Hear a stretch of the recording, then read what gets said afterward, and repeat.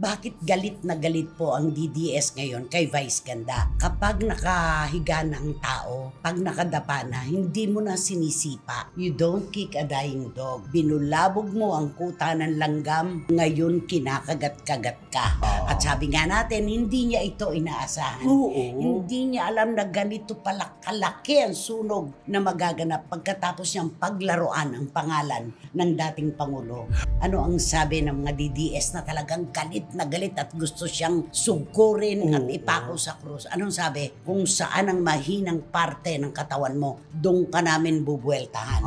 Gagamitin ko yung sinasabi ng DDS, Vice Pangit, kasi hindi na doon sa ganda. Dapat daw palitan ng pangalan. Palitan ng pangalan. Ang tanong ko lang kay Vice, ikaw ba may talent ka ba talaga? Nga ipakita sa konsyerto mo. Hindi ka pa nadala. Hindi ba't hanggang ngayon, 12 taon na ang ginawa mong pambabalahura kay Miss Jessica Soho. Dapat nadala ka na doon. Diyan ka nadapa. Dapat bumangon ka na. Hindi. Nagpakadapa ka na naman para magkasugat ka na ibibigay talaga sa'yo ng mga nagmamahal sa mga tao na binalahura mo. Siyempre po, lagi naman nating ibinabahagi sa ating mga panalangin ang kaligtasan at pagiging maayos ng kalusugan ni Miss Chris Aquino. Pero ngayon, meron na naman bago na kailangan daw pong lisanin na niya yung beachfront house kung saan po siya tumira ng 2 buwan.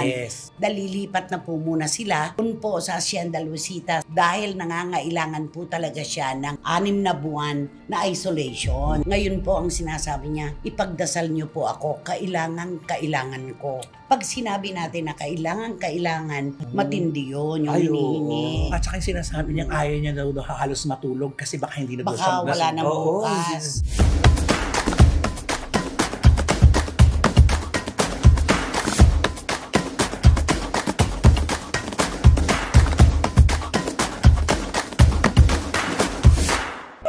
Kumusta na po kayo mga pinakamamahal naming kachika? Kayo po ang aming inspirasyon. Kayo po ang masusunod. Kung ano ang inyong gusto, ibibigay namin. Di ba naman, Ramal Chika? Tama, boses ng masa ang maririnig nyo sa araw na ito. Boses ng masa. Ano naman kaya masasabi ni Wendell Alvarez, a.k.a. Barikutot? Ano man ang problema ang darating sa buhay natin, tuloy-tuloy lang ang pagbibigay namin sa inyo ng mga showbiz intriga at mga showbiz balita. Na may? Kasama ang opinion. Teka, parang di kami sanay. Pakitake to mo ngayon. Sabi niya, boses ng masa. Boses ng ano naman yun sa'yo. Anong mga problema darating sa ating buhay? Tuloy-tuloy lang ang pagbibigay namin sa inyo ng mga showbiz balita at mga showbiz intriga. Yan, galing yan sa boses ng masa. Gumaya na lang. At totoo naman po yan mga kachika. Of course, kayo po ang aming boss dito sa programa. Wala na pong ibang lugar para tayo maghalakhakan, magkwentuhan, magmaritesan. Dito po sa inyong programa, aming programa. At ito po ang Showbiz Now! Pagkatapos ng bagyo ay sumisikat ang araw. Ay, diba? Oo. Para sa ating pagsikat ng araw. Ano sa palagay mo? Pagkatapos ng bagyo? Oo, di ba yung sinasabi na after the rain, sunshine will, will come in. Will come in. It has to rain first before you see the rainbow. Yun, di ba? Ito po, magpaka-seryoso po tayo mga kachika. Alam na po natin ang mga nagaganap nitong mga nakararaang araw. Matindihan po ito na ang kanyang makakaengkwentro dito ay ang hukbo. Isang malaking hukbo ng mga DDS. Oo, eto na yung mga supporters ng dating Pangulo na hindi na inaasa na nagsimula sa biro na ito na. Ito ang bunga ng pagbibiro niya. Ayan, ito'y nagsimula sa paglalaro. Ay, diba? May laro Na hindi niya inaasahan ito. Hindi niya ito inaasahan pero hiningi niya. Kaya binibigay sa kanya ngayon. Correct. Okay, tulad po ng aming sinasabi, bakit galit na galit po ang DDS ngayon kay Vice Ganda? Dito po tayo sa emosyonal na aspeto. Alam naman po natin kung ano ang nagaganap ngayon sa kanilang kampo. Ang kanila pong hinahangaan ang dating Pangulo, ang itinuturing po nilang pinakamahusay na Pangulo na nagkaroon ng Pilipinas. Yun ang kanilang paninindigan. Totoo. Nasa The Hague po ngayon, nasa Netherlands, nakakulong, may edad na. Ano ang sabi nila? Kapag nakahiga na ang tao, pag nakadapa na, hindi mo na sinisipa. You don't kick a dying dog. Sabi niya. Tama. Kasi napakasensitibo nitong napakasensitibo ang topic na ito na kanyang pinaglaruan sa kanyang concert kamakailan lang. Kaya nakita mo, nagsalita ang lahat na nasaktan. Ang mga nagsasalita ngayon at nababasa natin, nakikita, yun yung mga taong sumusuport at Na nagmamahal. sobrang nasasaktan. Yes. Sila po ngayon ay mga sugatan, sabihin na natin. Talagang malulungkot po sila dahil hindi nga nila alam kung anong magaganap doon sa Netherlands sa kanilang iniidolong Pangulo. Totoo, Tapos nga. pinakialaman. Kaya ngayon parang hinamon niya ang tao na tulog. Ayan, nagising na ito ng DDS. Sa salitang kolokyal, binulabog mo ang kuta ng langgam, ngayon kinakagat-kagat ka. Yun, Ganun lang yun. ang nangyayari ngayon sa kanya. Unahin na natin. Ako napapanood ko lahat. Napapanood ko talaga lahat. At saka na iba-ibang version at iba-ibang tao at sanglupalop nagmumula. Totoo. Meron sa Spain. Oo, Diyos ko. Meron po talaga ha. Meron sa Amerika, Oo. meron sa Southeast Asia, Oo. meron sa Europe, at meron dito sa Pilipinas, at sa iba pa pong maraming lugar. Matindi po talaga. Ito yung literal na ipinapako sa krus si Vice Ganda Ayun, talaga. totoo. At sabi nga natin, hindi niya ito inaasahan. Oo. Hindi niya alam na ganito pala kalaki ang sunog na magaganap pagkatapos niyang paglaruan ang pangalan ng dating Pangulo. Maaring nag-expect sila habang sinusulat nila itong script na ito, pero hindi ganito kalaki. Maaaring pag-usapan sila, pero hindi ganitong magagalit ang sambayanan. Yung ano dito, hindi na po ito question ng politika laban sa politika. Ito po ay question na ng respeto na ibinibigay sa mga dating naglilingkod sa ating bayan, katulad ng dating Pangulong Rodrigo Roa Duterte. Ano po yung respeto talaga yung nawala doon Oo. Doon humuhugot kasi, doon sila humugot, doon sila nagsimulang umalma at nasaktan at nagsasalita ng mga nararamdaman nila. Oo. May mga nagbabanggaan ngayon, of course, di ba? Yung grupo nila PBBM. Yes. May mga kulay na pula, may dilaw, May pink. may asul, may pink, merong green, di ba? Pero hindi na po ito ngayon usapin ng ganyan eh. Nagtatanggol talaga ang mga DDS dahil sa kalagayan ngayon ng dating Pangulo. Kung ordinaryong senaryo lang to, Oo. yung nandyan lamang ang dating Pangulo at nakikipagbiruan, Totoo. malakas, Totoo. hindi nakakulong, hindi ganito. Ay, hindi. Hindi ganito ang mangyayari, di ba? Ang question na po kasi ngayon, hindi na question ng politika yung labanan, question na po ito ng paiiralin sa usapin ng kagandahang asal sa isang sibilisasyon na tulad natin na dapat ay may respeto. Ayun, salitang respeto kasi ang Oo, hinahanap yun ang ng mga- hinihingi. Correct. Di ba? Okay, ano ang una? Galit na galit ang mga DDS. Ngayon, lahat ng butas na pwede nilang masilip laban kay Vice Ganda, ginagawa nila. Katulad yung, huwag ka nang nagpapanggap na makabayan ka, na kunwari nagagalit ka sa China, pero kumustahin mo naman ang mga raw materials mo, ang mga binebenta mong produkto dun sa iyong Vice Cosmetics, Oo. di ba? Galing. Made in China. Ayun na. Ayun na. Oo. Pati yun ha, napunta dyan sa Ayan. makeup na yan. Oo, totoo yan. Ay, oo. Pangalawa, ano yung pangalawa? Ito yung pinopromote niyang sugal, yung online gaming. Na kung saan alam naman natin na Sinabi niya eh. Oo, ehemplo siya ng mga kabataan at influencer siya. Kung ano ang sasabihin niya, nakaka-apekto sa lahat. Ang sabi niya noon, wala akong nakitang nagsugal na gumanda ang buhay. Yes. Pero pinagkakitaan niya. Di ba? Nag-endorso siya ng sugal. Ano yung ikatlo? Ay, ikatlo, di siyempre, ang pinuputakpi at ang binulabog ngayon ng mga DDS, yung kanyang mga commercial. Na ang dapat Endorsement. na endorsement niya, i-boycott ito lahat. O lalo na isang food chain at saka yung mga delivery na ano yan. Nanawagan talaga Mga sila na cold cuts, na di ba? At i-boycott. marami pang iba. At saka alam mo, kagulat-gulat, totoo talaga nagkakaisa ang mga DDS. Ilang oras pa lamang pagkatapos ng kanyang unang gabi ng concert, 1 milyon agad ang nabawas sa kanyang sa IG. Ay, nakakabahala talaga yan. Kasi mararamdaman mo talaga na parang isang kumpas. Hunahahati ang daan. Totoo. Nakakatakot yan. At saka sabi nga ng ating mga kababayan, nakakalungkot. Kasi sa It's Showtime, tumatalak ka pa ng kung ano-anong parang words of wisdom. Oo, yung mga pangalan. Kung ano-ano yung mga sinasabi mo. Pero anong ginagawa mo tungkol, sasabihin niya kunwari, ingatan natin ang ating mental health. Diba? Mental health ang sinasabi mo. Pero ikaw ang unang-unang nambubuli. Anong ginagawa mo sa mga kasama mo? Si Ogie Alcacid, pinapansin mo, ang maliit niyang height. Diba? Ang mata ni Jong Hilario, diba?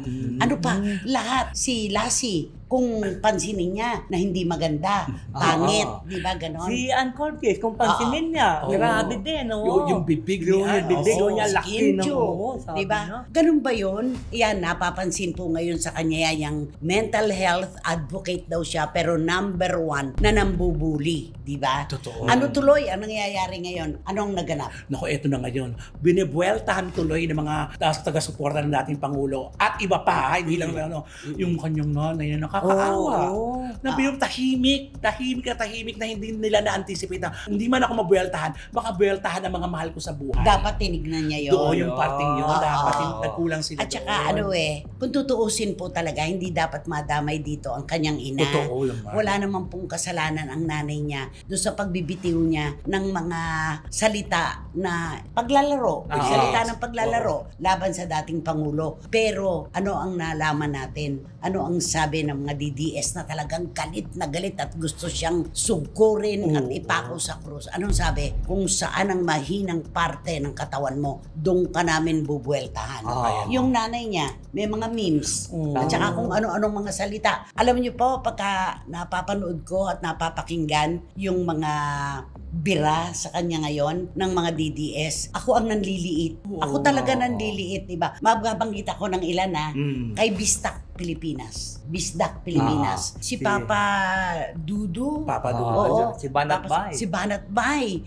Alam niyo naman po na ang mga taong ito talaga ay nakikipaglaban ng patayan para sa dating Pangulo. Para po sa kanila, kapag sinaktan niyo ang Pangulo, sinaktan niyo na silang lahat na nagmamahal sa ating dating Pangulo. Oo, kasi naniniwala sila, tatay nila yun At Tatay Digong. Tatay Digong ang tawag sa kanila. Kaya ngayon, siyempre alam mo naman ng mga taong galit. At saka alam mo, di ba, sa mga Pilipino, di ba, pag magaling yung bata, tatanong ka agad, sino bang nanay niya? Tama, oo. Pero pagka sino bang mga magulang niya? Kaya hindi madadamay ang nanay niya dito kasi ganun ka agad Ito ba, hindi ba siya pinagsabihan ng nanay niya? Hindi ba siya sino bang nanay ng batang yan? Bakit maldita yan? Bakit ganun ang bunganga? Laging ganun yung kung saan ang pinakamahinang bahagi ng iyong pagkatao, doon ka rin bibirahin.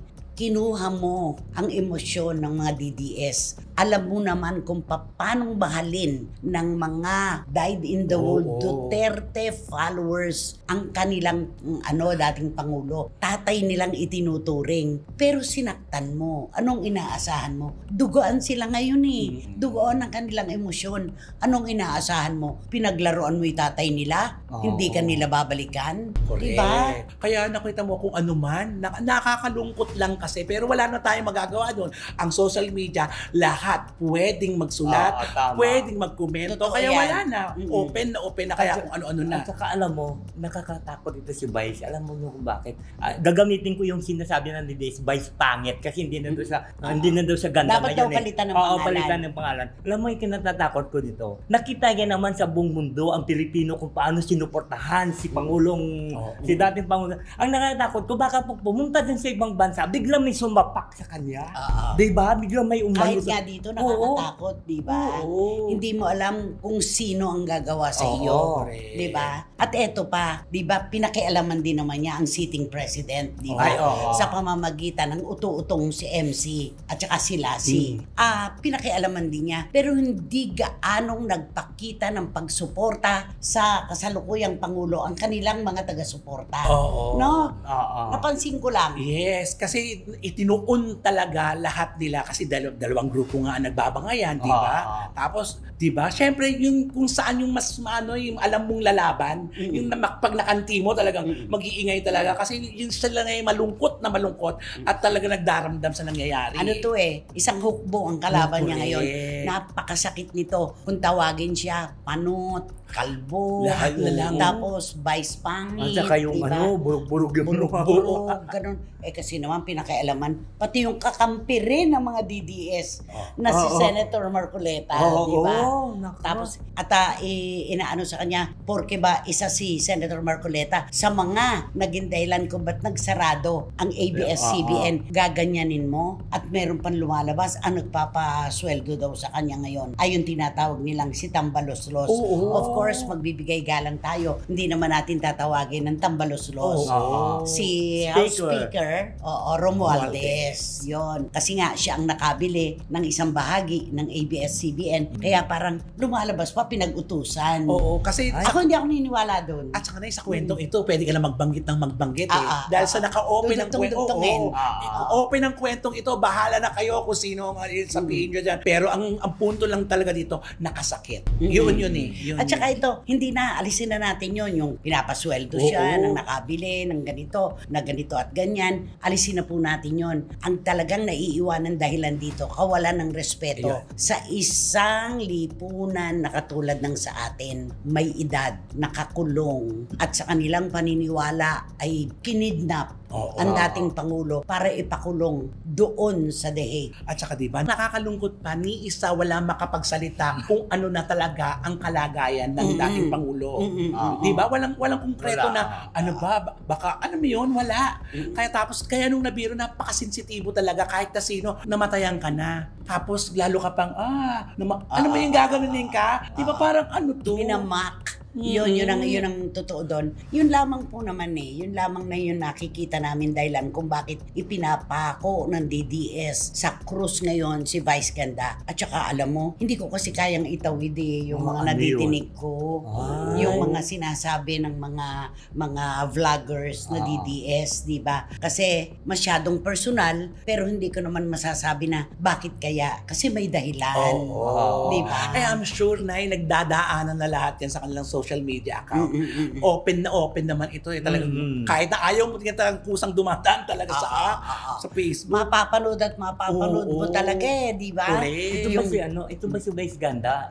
Kasi di ba, tuwing may concert siya dyan sa Araneta, malaging kontrobersya. Hindi ba pwede ipakita niya kung ano yung talent niya at kung anong kaya niya? Marami naman nagko-concert yan ng mga artista. Hindi naman gumaganda Nagtatagumpay naman na punong-puno ng tao. Kasi ipinakita ang tunay na talent. Ang tanong ko lang kay Vice, ikaw ba may talent ka ba talaga? Niya ipakita sa konsyerto mo. Sa susunod na eleksyon.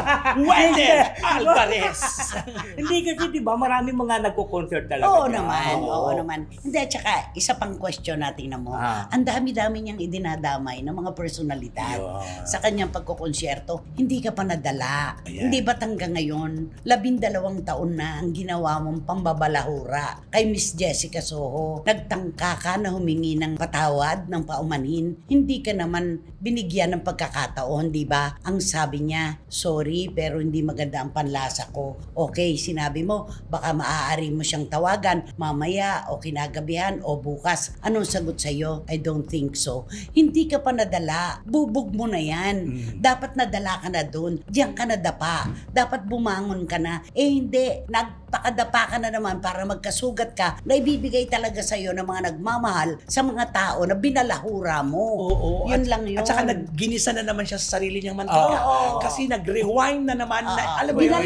Naibalik lahat talaga. Yung ultimo yung mga biru-biruan na lang nakaka-open. Na-open niya yung mga kasama. Naglalabasan lahat. Totoo yan. Kaya nakakatakot itong mga panahon na ito. Sa panahon po ng social media, kahit sino ay pwedeng mag-post, pupwedeng magsalita, pupwede kang husgahan. Kami po, sanay na kami. Sanay na kami. Sa tindi po ng pang-aalipusta na inaabot ngayon ni Vice Ganda na hiningi niya yan eh. Hiningi niya yan. Ano mang itapon sa amin ngayon, parang baliwala na eh. Kasi Diba? narinig na natin dito yung Yung the height. Ika nga. correct. At saka, kapag kami binabato, ay buhay kaming tatlo. Kasi di po ba, tanggapin natin ang katotohanan. Kailan ba natin ibinabato ang papuri sa isang tao? Di ba kapag kapatay na? Kaya kami, buhay na buhay kami. Dahil kami ay inyong tinutudla. Di ba? Ganun naman yun eh. Kailan ba lumulutang yung mga papuri, yung mga sana-sana, yung mga ganun. Di ba kapag namayapa na? Oo, di ba pagka namayapa na yung tao, sabihin, alam mo, nung bait una, niya eh. ang bait niya, namimigay yan nung una na ano. Oo. Kaya ganun. Kaya okay lang po. Basta nasa tamang ano lang, yung dila ay nirerendahan. Oo, Di ba? tamang timpla, ika nga. Ayan. Nako, nangangailangan ng awitin ito, itong paksa na ito. Ano ba ang pupwede mong kantahin para kay Vice Ganda? Hindi, ang kakantahin ko na lang sa kanya yung Every time my heart. Mali kagad. Leonardo DiCaprio tsaka Kate Winslet. Titanic. My Heart Will Go On. Bakit naman alam ko Bakit na. naman My Heart Will Go On? Ay, kasi di ba ang sabi nga nila yung barko doon na matibay, di ba, na sinakyan kahit anong katibay, lumubog pa rin. Hindi, ito kasing kapaniwalaan, di ba? Lahat tayo ay magkakaroon ng katapusan. Ang araw sumisikat, lumulubog din. Hindi natin mapipigilan ang pagdating ng dapit hapon at ang paglubog ng araw. Ang Titanic, lahat ng pinakamagagandang materyales, pinakamatitibay, pinakamahal, inilagay dyan. Pero unsinkable daw ang Titanic, pero lumubog din. Paano pa ang ibang personalidad na nakalilimot na i-handle ng maayos ang kanilang popularidad? Ayan ang nakakalungkot na totoong Okay. nangyayari. Every night in my dreams I see you, I feel you. That is how I know you go. Go on. For across the distance and spaces between us, You have have come come to show you go. Ayan na. Near, far, wherever you are, I believe that the heart does go on. Once more, you open the door, and you're here in my heart, and my heart will go on. Ay, nako. Rose! Okay, so yan. Dito tayo. Seryoso tayo this time. Siyempre po, lagi naman nating ibinabahagi sa ating mga panalangin ang kaligtasan at pagiging maayos ng kalusugan ni Miss Chris Aquino. Lagi nating sinasabi, galing na rin naman sa kanya yung pahimakas. Nadagdagan siya ng timbang, gumaganda na ang kanyang estado, at ibinabalita natin yun. Yes. Pero ngayon, meron na naman bago. Ito matagal siyang hindi nag-update, pero yung pag-update niya ngayon, grabe. Oo, na kailangan daw pong lisanin na niya yung beachfront house kung saan po siya tumira ng 2 buwan. Yes. Kailangan na niyang iwanan. Dalilipat na po muna sila doon po sa Hacienda Luisita, sa Alto po, Alto tawag nila doon, ng pamilya ko, Juan ko, dahil nangangailangan po talaga siya ng 6 na buwan na isolation. Ay, Grabe. grabe Nadagdagan na naman. naman daw eh. Ano ba ito? Nag-increase naman na yung ano niya. Maraming AI natuwa na. nung huling balita natin na maayos na dahil hiyang siya sa pinuntahan niyang pagbabakasyon, di ba? Pero ito, ginulat na naman tayong lahat sa ganitong balita. At saka, mas nakaka-alarma yung dati, please pray for me. Thank you so much for praying for me. Ngayon po ang sinasabi niya, ipagdasal niyo po ako, kailangan ko. Pag sinabi natin na kailangan, parang kunwari, ako, may kapatid or may kamag-anak, kailangan po namin ng inyong panalangin. Matindi yun, yung hinihingi. At saka yung sinasabi niya, ayaw niya daw halos matulog kasi baka hindi na daw siya Baka wala na Oo. bukas. Natatakot siyang matulog dahil baka bukas wala na. na. Kaya nga. Nakakaano. Sa kanya naman po nanggagaling ito, hindi naman sa amin, hindi naman sa inyo, hindi po kahit kanino, sa kanya mismo. Correct. No. Kaya yung sabi niya na ipagdasal niyo ako, kailangan ko. Parang ando na siya sa punto na bumibitiw na naman siya.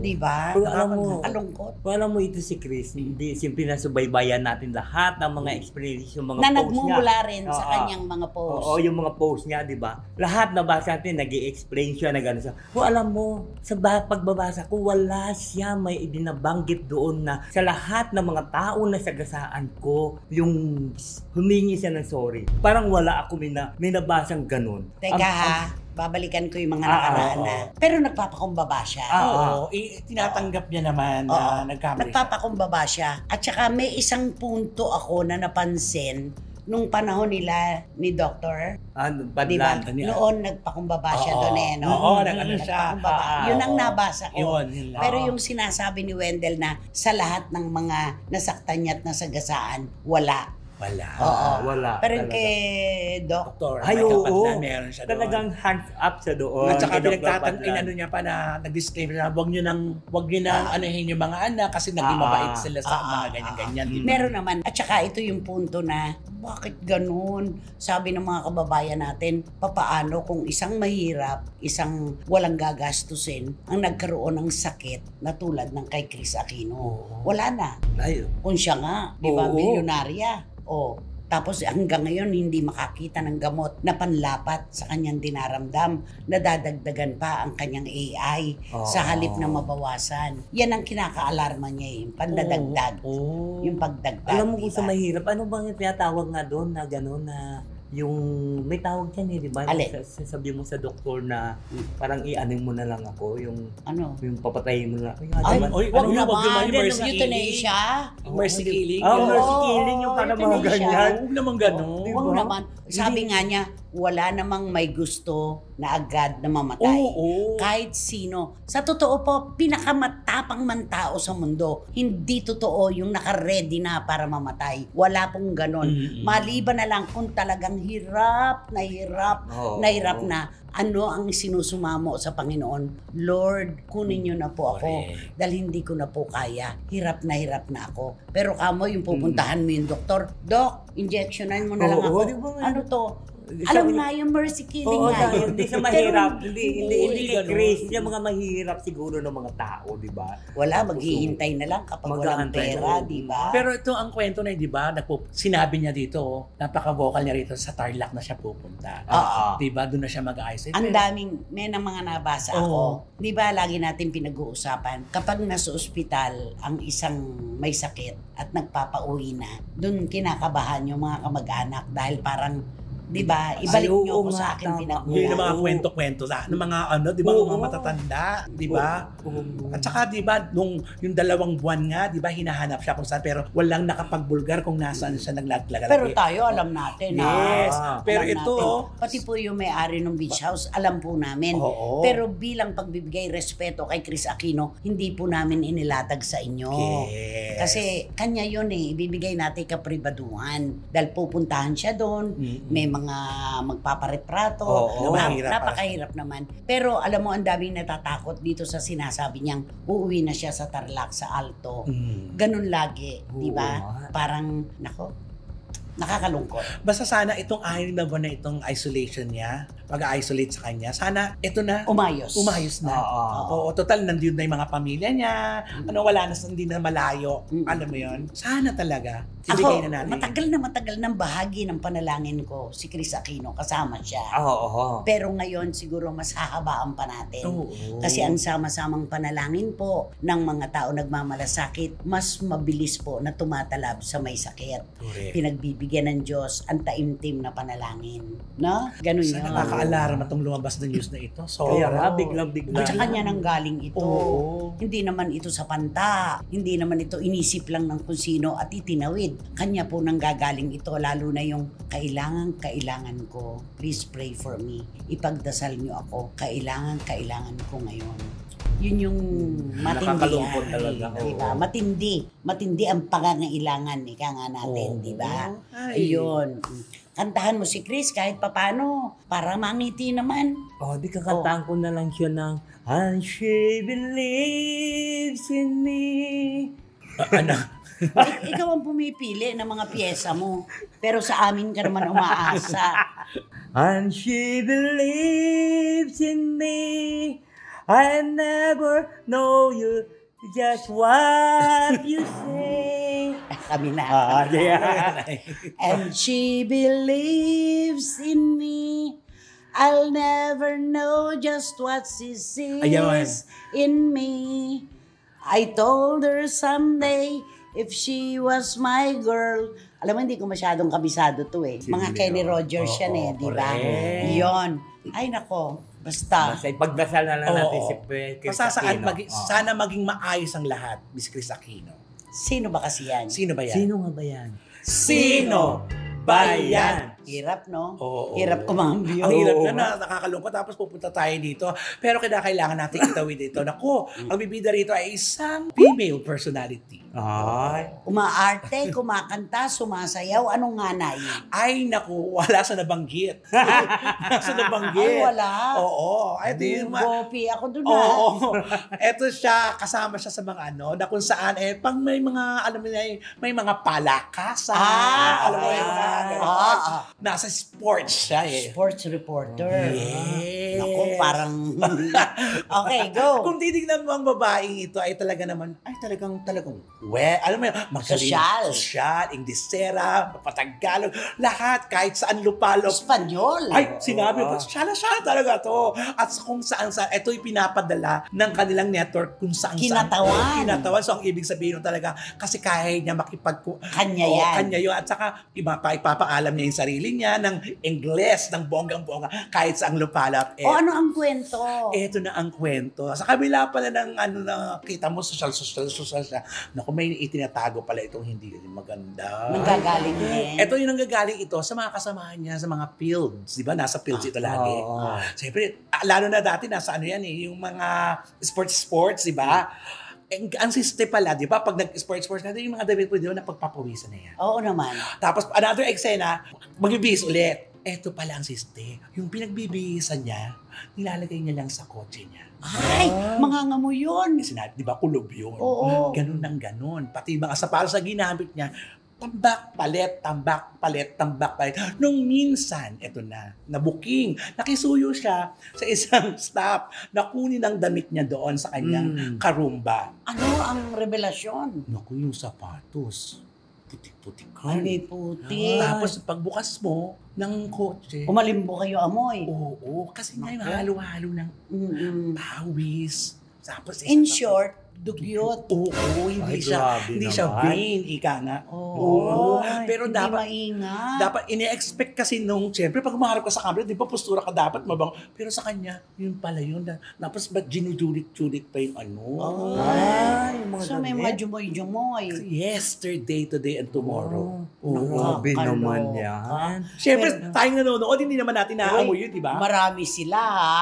Ay. Magbigay ka ng clue. Ay, oo. Baka akala nung isa, siya. Akala Ay, oo nung nga, isa, oo nga. siya. Oo nga, kasi Dapat marami magbigay na ka ng ngayon clue. eh. Marami sila. Oo. Ay, Oo.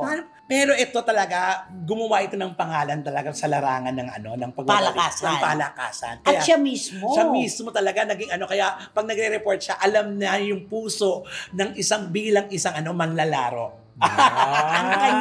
ang kanyang linya kung saan siya talaga sumikat, may bola rin na sangkot, di ba? Ayan na.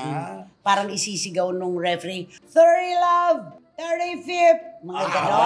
Ay, go. Oo. Siya yung, di ba siya yung, kung titan ka, siya yung kaunang-una, at saka yung kaunang-una. Champion! Oo, di ba? Oo. Ayan. Nako, ikaw, ano ang clue mo sa kanya? Ako, siyempre ang clue ko sa kanya, kakantahan ko na kaya siya ng kanta ni Ano yun? Anthony Castello. Ano yun? Ano? Yung Anthony Castello nga ba yun? Ano ba yung kanta? Ano ba yung kanta? Castello yung buhangin. Ay, namayapa, Yoli Samson. Ay, oo. Kastilyong buhangin. Oo. Di ba? Kastilyong buhangin. Ay, hindi pala yan kay ano. Ay, Hindi. kay ano yan? Kanya. Kay Ano ba yun? Basil Valdez, Kastilyong Buhangin. Ay, oo nga. Basil Valdez. Dalawang puso'y Nagsuyo. nagsumpa. Oo nga, kay Basil nga. Pero okay lang. Kay title lang ang kailangan natin. Kastilyong Buhangin. Buhangin, oo. Kasi sinabi mo, Castelo. Oo nga eh. Pero katunog nung apelyido. Ay, oo, katanog. Diba? Oo nga. Basta Oo. nandyan lang siya. Diyan. Oo, dyan. Dyan lang yun Pero ang Castillo. kung ang magsasalita, malumanay, ano Ay, sasabihin? oo, pagka malumanay. Ay, hindi ako malumanay. Bokot. May Ilonggo ka? Oo, ay, oo, manay. Siyempre, diyan lang. Hindi. Dayan. Dayan. Ay, nako.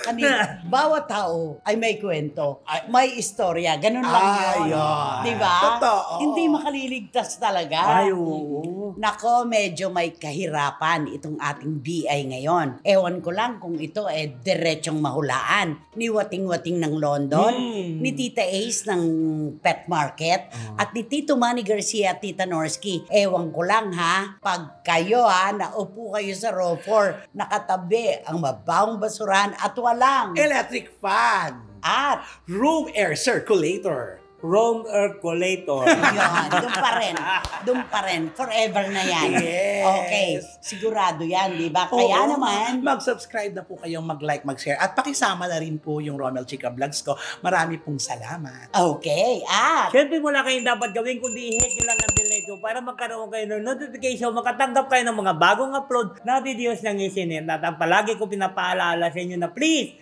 don't skip at supportan nyo aming Showbiz Now na official. Ito yung aming TikTok. ayun, yun naman pala yun.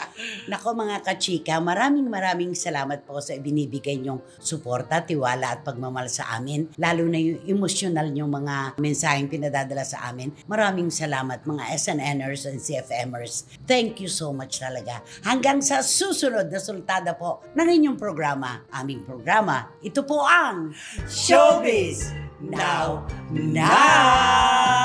Every time I say more, Ano say? Neko.